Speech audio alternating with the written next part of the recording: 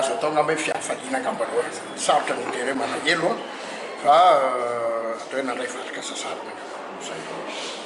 ny safidy manokana anao mikasika ny Sandra sy ny Jean-François iny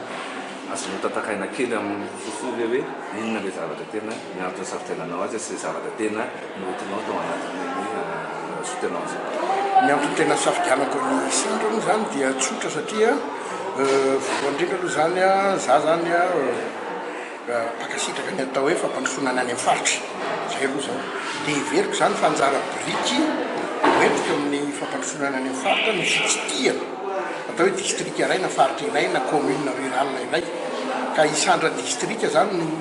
kitihako i Sandra koa nefa sady tsy district fa fanjakana Betsileo taloha nihitatra izy raha vao fanjakana tonga hatrany Kalamavony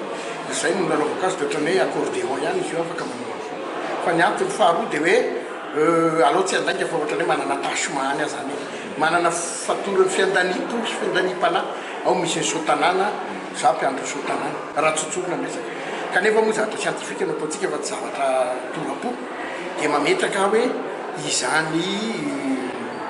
ataontsika hoe fahasoavan-dehibe tsy manam-paharoa tsy roa amantany fisiny sotanana zany sarika olona be dehibe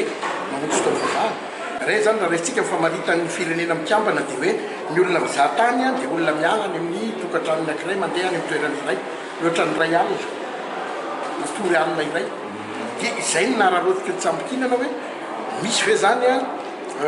petakevitra azo trandrahana ahafahana mampandroso ny Sandra ara toe-karena sy ara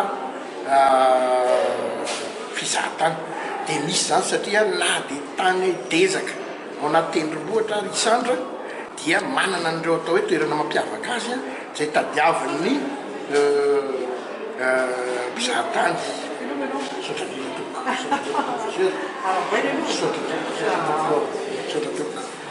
zay zany no antony ny safidianana azy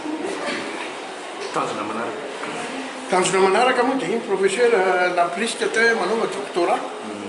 ho vita ve zany tsy hay fa dia ankinina amin'Andriamanitra